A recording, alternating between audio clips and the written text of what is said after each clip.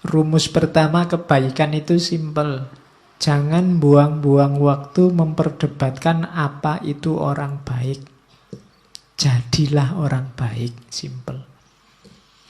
Tidak usah terlalu banyak diskusi untuk membahas orang soleh itu kayak gimana ya Pak. Pokoknya jadilah orang soleh. Tidak usah terlalu banyak debat kalau untuk ini. Kita memang sering terlalu banyak diskusinya, banyak membahasnya, banyak tanyanya. Jalannya jarang. Kita bahas secara detail kira-kira ya. Waktunya tahajud yang afdol itu sepertiga malam itu jam 3 pas, apa kira-kira jam 3 lebih 15, apa jam 3.30. Itu diskusi ini ngono. Sholat ndak Pak. Iya. Kamu diskusi tentang terawih itu 20 apa 8, mati-matian nyari dalil yo. Terus ndak terawih. Itu namanya kamu sibuk memperdebatkan apa itu orang baik, tapi kamu ndak jadi orang baik. Jadi sudah diselesaikan saja debatnya, diskusinya, bahasnya. Ayo jalan dengan kebaikan masing-masing yang kita yakini. Makanya Al-Quran itu secara tegas motong, mungkin itu semacam motong debat ya. Memang Allah menciptakan manusia itu beda-beda, syir'atan wa minhajan. Ada aliran-aliran, ada pendapat yang berbeda, ndak apa-apa. Liyabluwakum fima atakum, untuk mengujimu, ndak apa-apa memang. Kamu diuji dengan perbedaan itu. Selanjutnya fastabiqul khairat. Jadi orang baik, berlomba-lombalah jadi orang baik. Bukan berlomba-lomba mendiskusikan kebaikan. Jadi rumus pertama itu. Kalau kita berlomba-lomba jadi orang baik, hidup kita sendiri dan bersama orang lain insya Allah juga baik. Hari ini kan kita tidak berlomba-lomba dalam kebaikan, tapi berlomba-lomba sering-sering nyari salahnya orang lain. Terus akhirnya debat, mana yang lebih benar, mana yang lebih salah. Akhirnya tidak ada yang menjalankan, isinya debat. Maka rumusnya Marcus Aurelius, jangan buang-buang waktu untuk memperdebatkan apa itu orang baik. Jadilah orang baik saja.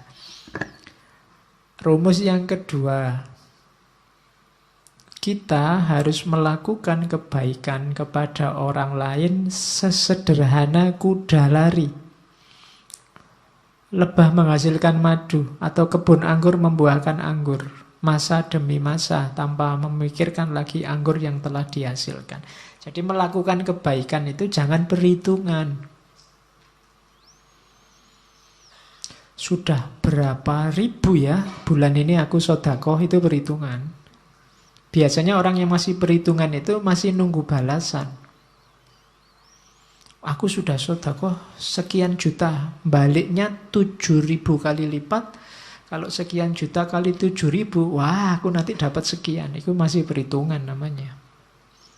Janganlah lakukan kebaikan kepada orang lain alamiah saja, karena memang tugasmu untuk melakukan kebaikan itu. Kayak kuda lari, kayak lebah bikin madu. Lebah itu kan bikin madu, terus madunya mbok ambilin, mbok minumi, kan dia tidak protes. Jadi coba bisa demo mereka, itu kamu susah nggak dapat madu. Saya membayangkan kayak ayam itu demonstrasi, nggak mau bertelur saja. Untuk berapa kerugian manusia, pengusaha-pengusaha telur dadar, pengusaha-pengusaha martabak itu bisa tutup semua. Tapi mereka kan nggak mikir ke sana. Dan kamu nggak pernah terima kasih sama ayam, bebek, dan kawan-kawan. Hidupmu sangat tergantung di sana.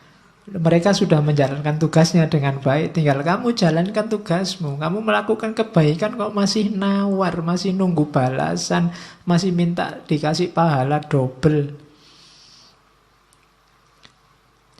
Jadi Jalankan kebaikan itu secara natural, alami. Tanpa harus mikir, tanpa harus nagih-nagih kamu dapat apa.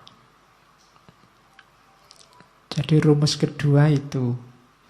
Rumus pertama, jadilah orang baik saja, titik. Rumus kedua, jalankan kebaikan secara alamiah. Tidak perlu terlalu banyak mikir, terlalu banyak pertimbangan. Apalagi yang engkau harapkan saat membantu orang lain? Tidak cukupkah bahwa engkau sudah menjalankan tuntutan alam? Engkau meminta imbalan juga? Nah, itu pertanyaannya Markus. Seolah-olah matamu mengharapkan balasan juga saat melihat atau kakimu saat berjalan. Padahal untuk itulah keduanya diciptakan. Bayangkan kalau mata juga minta gaji, kakimu setelah dipakai jalan lari banyak, aku capek sekali, ini harus dikasih kompensasi, kan tidak begitu. Ya memang tugasnya kaki untuk jalan, tugasnya mata untuk melihat. Mereka tidak minta pahala, mereka tidak minta bayaran darimu. Kakimu kan nggak teriak-teriak, ayo aku sudah capek ini, saatnya pijet, kan ya tidak begitu. Kakinya menerima saja. Oke. Jadi rumus kebaikan ada dua. Yang pertama, jalankan apa adanya. Yang kedua, jalankan secara alamiah. Lawannya kebaikan itu kejahatan, kesalahan. Katanya Markus, ingatlah siapapun yang melakukan kesalahan, ia bersalah pada dirinya sendiri. Siapapun yang melakukan ketidakadilan, ia melakukannya pada dirinya sendiri. Yang dilakukan apa? Membuat dirinya jahat, mengacaukan ritme alamiahnya sendiri tadi. Kesalahan apapun yang kamu lakukan itu sebenarnya kamu sedang bersalah pada dirimu sendiri. Man amila solihan fali nafsih wa man asa'a fa'alaiha. Barang siapa beramal baik itu untuk dirinya sendiri, dan barang siapa beramal jelek juga untuk dirinya sendiri. Kalimat ini cocok sama dalil itu. Meskipun ini jauh lebih dulu. Karena ini tahunnya kan Masehi awal. Jadi kebaikan itu lawannya salah, dan ketika kalian melakukan kesalahan, yang kamu hancurkan adalah dirimu sendiri, bukan orang lain. Meskipun salahnya pada orang lain. Ini rumus selanjutnya, kebalikannya rumus tadi. Sama-sama simpelnya. Kalau tidak benar, ya jangan dilakukan. Kalau tidak baik, tidak benar untuk dikatakan, ya jangan dikatakan. Rumus selanjutnya, jangan bertindak seolah engkau akan hidup 10.000 tahun lagi. Kematian akan menggantungmu. Saat engkau masih hidup, milikilah dan masih memiliki kekuatan, lakukan kebaikan. Karakter yang sempurna itu hidup setiap hari seakan ini hari terakhir, tanpa membuat kacau, tanpa tidak peduli, tanpa pura-pura.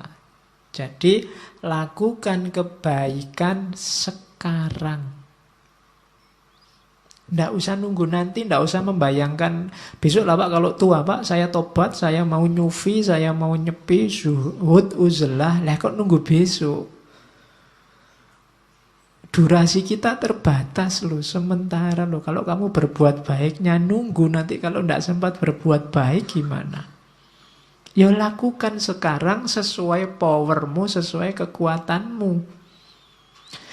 Saya sedekahnya besok aja loh Pak, kalau kaya loh. Iya kalau kamu kaya.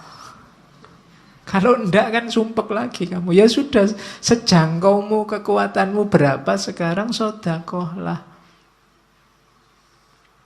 Nunggu apa lagi? Kamu membayangkan hidup 10.000 tahun lagi, ya enggak mungkin, katanya Markus. Sepanjang-panjang usiamu paling berapa? Jadi orang baik dan segera lakukan kebaikan. Tidak usah terlalu banyak rumus.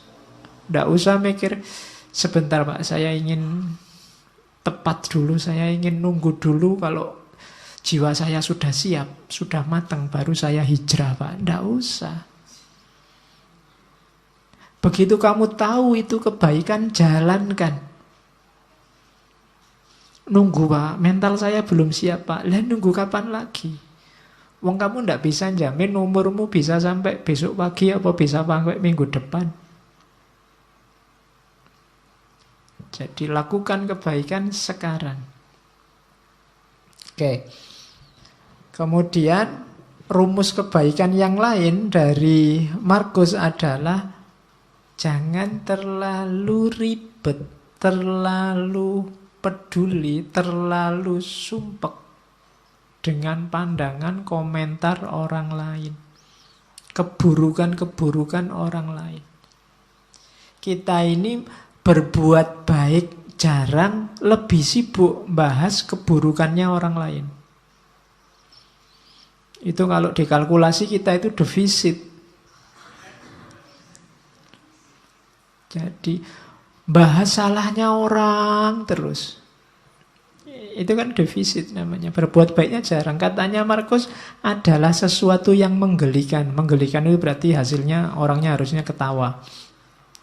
Saat orang tidak menghindar dari keburukannya sendiri. Yang ini mungkin dilakukan. Namun orang lebih suka menghindar keburukan orang lain yang tidak mungkin dilakukan. Yang kita bahas selalu keburukan orang lain. Yang ini susah, bahkan tidak mungkin untuk dilakukan. Orang lain punya dunianya sendiri. Yang lebih gampang adalah mengubah keburukanmu jadi kebaikan. Tapi itu tidak kamu lakukan. Kamu lebih sibuk dengan keburukannya orang lain. Seolah-olah kamu ingin orang lain itu jadi baik. Padahal itu susah karena menyangkut orang lain. Bahkan tidak mungkin. Sibuklah dengan keburukanmu untuk jadi baik. Ini lebih mungkin karena kamu yang menguasai dirimu. Nah, ini rumus kebaikan. Jadi jangan capek habiskan energimu untuk keburukannya orang lain. Orang lain itu tugasmu paling mentok kan mengingatkan. Dia berubah atau tidak di luar kuasamu. Yang lebih kamu kuasai dirimu sendiri. Mau berubah atau tidak kan tergantung dirimu. Harusnya kamu lebih sibuk di sini, tapi kamu tidak sadar, tidak mau melihat keburukanmu. Yang kamu lihat selalu keburukannya orang lain.